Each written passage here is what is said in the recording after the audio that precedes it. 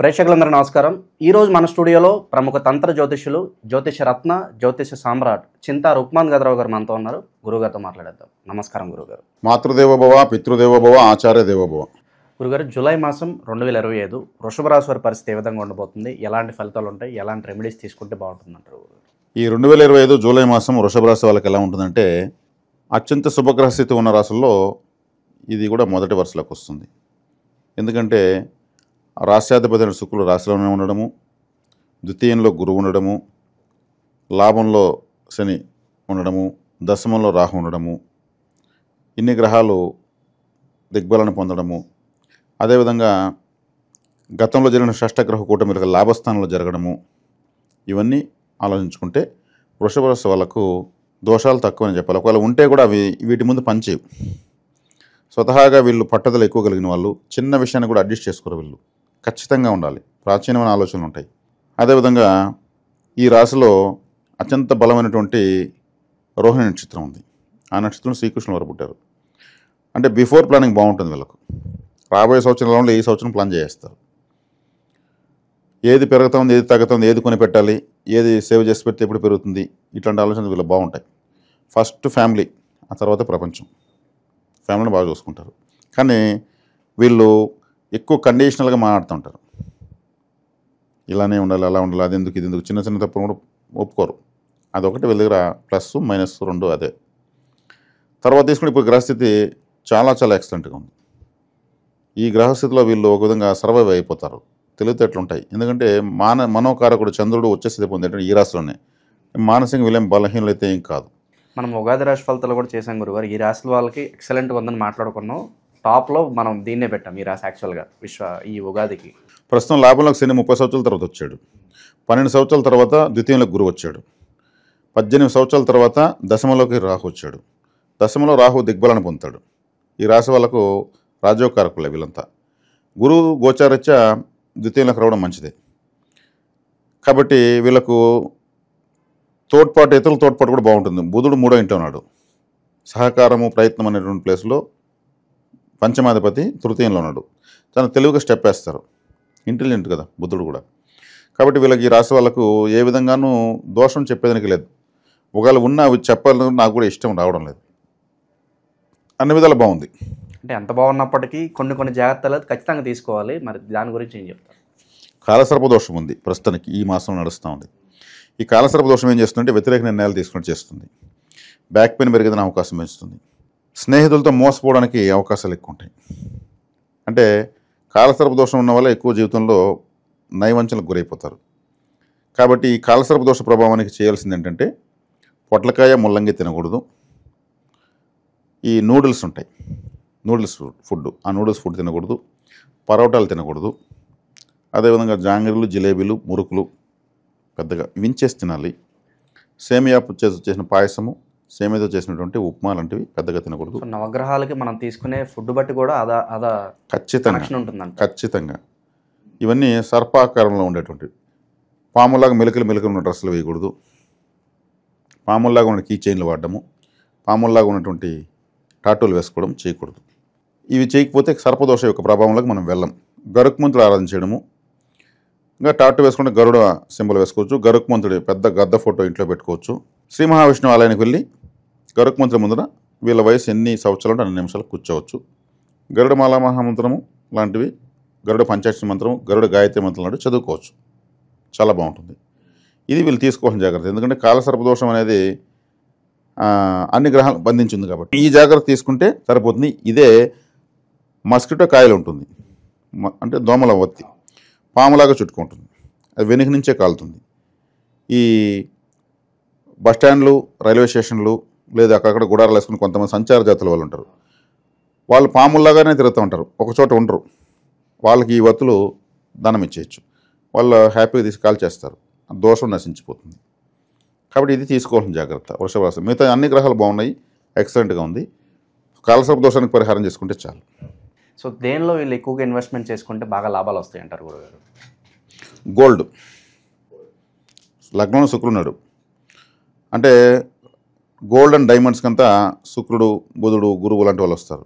ద్వితీయంలో గురువు ఉన్నాడు, ఆయనకి ద్వితీయంలో మళ్ళీ బుధుడు ఉన్నాడు. అంటే ఒక శుభగ్రహానికి ఇంకొక శుభగ్రహం ద్వితీయంలో, మళ్ళీ ఆ శుభగ్రహం ఇంకో శుభగ్రహం ద్వితీయంలో, ద్వితీయంలో అంటే ధనస్థానాల్లోనే వచ్చాయన్నమాట.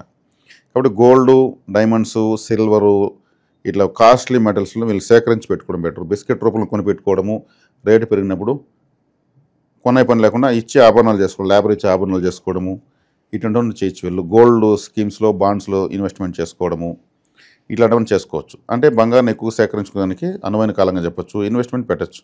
30,000 రూపాయలకి బంగారు పోయిన ఆశ్చర్యం లేదు రాబోయే రోజుల్లో. 1 గ్రాము ఇప్పుడు దగ్గర 9-10 వేలకు దగ్గరలో ఉంది. సో ఇంకా పెరిగే అవకాశం ఉంది, కానీ తగ్గే అవకాశం ఉంది నియర్లో లేదా? అదే 6,000 రూపాయలు 10 గ్రాములు ఉన్నప్పుడు ఓఎమ్మ 6,000 అన్నారు. అదే గ్రామ్ 10,000కి వచ్చింది. ఇది 30,000కి పోదని గ్యారంటీ ఏం లేదు.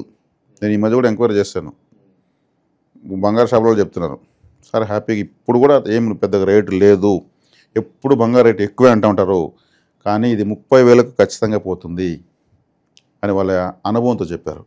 కాబట్టి ఈ వృషభ రాశిలో శుక్రుడు ఉన్నప్పుడు బంగారు పైన పెట్టుబడులు పెట్టుకోవచ్చు. ఒకవేళ టక్మని ఒక 2,000 తగ్గినా కానీ బాధపడాల్సిన అవసరం లేదు. అదే 4,000 పెరుగుతుంది. వీళ్ళ పెట్టుబడులు అట్లా వైపు మళ్ళీ ఇచ్చచ్చు, మంచిది. షేర్లు కూడా గోల్డ్ షేర్స్ అంటే మెటల్ షేర్స్లో గోల్డ్, సిల్వర్ ఇట్లాంటివి సెలెక్ట్ చేసుకోవడం మంచిది, వర్కౌట్ అవుతుంది. అవకాశాల గుర్తింపు పరంగా కూడా బాగానే ఉంటుంది అంటారు. చక్కగా ఉంటుంది, మంచి ఆకర్షణ. లగ్నంలో శుక్రుడు, రాశిలో శుక్రుడు ఉన్నాడు, ముఖ వశీకారం బాగుంటుంది. ఇప్పుడు ఎట్లున్న వృషభ రాశులను చూస్తే ఎదుటి వాళ్ళకి బాగా అందంగా కనిపిస్తుంటారు. ఇప్పుడు ఆ ముఖం వచ్చేసి పెరిగిపోయింది, మొహంలో కళ కావచ్చు వచ్చేస్తుంది. శుక్రుడు అంటేనే luxury planet, fashion planet, beauty planet, సంతోషానికి ఆయన కెరఫ్. కాబట్టి ఇప్పుడు శుక్రుడు రాశిలో ఉన్నాడు కాబట్టి రాశి వాళ్ళకి ఏముంది, తెంపు, తెగువ, ధైర్యం, స్థైర్యం అన్నీ ఉంటాయి. హ్యాపీ వాళ్ళు, మంచి రాశి. శత్రువులు ఉంటారా? శత్రుజయం కలుగుతుందా, లేదంటే వాటికి వాళ్ళే నశించిపోతారా? ఇప్పుడు వీళ్ళు బాగున్నారు కదా, ఇప్పుడు అందరూ మిత్రులు వీళ్ళకి. అది అన్ని బాగున్నప్పుడు అందరూ పలకరిస్తారు, మావాడు అంటారు. ఏదైనా వృషభ రాశి వాళ్ళకి ఏదైనా బాగాలేదంటే వ్యక్తిగత జాతకంలో ఉన్నటువంటి డ్యామేజెస్ వల్ల తప్పితే గోచారరీత్యా తీసుకుంటే ఆనముత్యం వీళ్ళు. ఇప్పుడు ప్రజెంట్ మరి వీళ్ళ గ్రహస్థితి బట్టి ఎలాంటి పరిహారాలు బాగా అవసరం? వృషభ రాశి అంటేనే ఎద్దు. షేర్ మార్కెట్కి కూడా బుల్ రన్ దాన్నే పెట్టుకున్నారు. మరి ప్రపంచం దాన్ని ఎందుకు యాక్సెప్ట్ చేసింది? కాలచక్రంలో అంటే జ్యోతిశాస్త్రంలో కూడా 2వ రాశి ధనస్థానానికి అదే రాశి. కాబట్టి ఇక్కడ వచ్చేకాడికి కృత్తికా నక్షత్రం 2, 3, 4 పాదాలు, రోహిణి నక్షత్రం 1, 2, 3, 4 పాదాలు, మృగశిర నక్షత్రం 1, 2 పాదాలు కలిపితే వృషభ రాశి. కృత్తికా నక్షత్రం సూర్యునిది. ఈ కృత్తికా నక్షత్రం వాళ్ళు రోహిణి నక్షత్రాన్ని బలపరచుకోవాలి. రోహిణి నక్షత్రం అంటే పాలు, పెరుగు, వెన్న, నెయ్యి, మిల్క్ ఐటమ్స్. ఆ రోహిణి నక్షత్రంలోనే శ్రీకృష్ణుల వారు పుట్టారు. అందుకే ఆయన ఎక్కువ తిన్నాడు. కాబట్టి శ్రీకృష్ణ ఆరాధన, పాల పదార్థాలు, పాలకోవా, ఇంకా పాలతో చేసినటువంటి ఏమైనా సరే ఎన్నో ఉంటాయి, తీసుకోవచ్చు. పెరుగు, వెన్న, నెయ్యి ఎక్కువ ప్రతిరోజు ఆహారంలో వాడచ్చు. అదేవిధంగా శ్రీకృష్ణ ఆరాధన చేసుకోవచ్చు, మంచిది. సంపత్త బలపరచుకోవచ్చు. రోహిణి నక్షత్రం వల్ల మృగశిర నక్షత్రం బలపరచుకోవాలి. మృగశిర నక్షత్రం బలపరచుకోవాలంటే ఏమి? విఘ్నేశ్వర ఆరాధన చేయొచ్చు, జంతువు యొక్క తల కదా. అదేవిధంగా IndusInd బ్యాంక్లో అకౌంట్ ఓపెన్ చేసుకోవచ్చు. అది ఎద్దు యొక్క తలే ఉంటుంది. వృషభ రాశి యొక్క తల సింబల్ ఉండేటువంటి ఏకైక బ్యాంక్ IndusInd బ్యాంక్.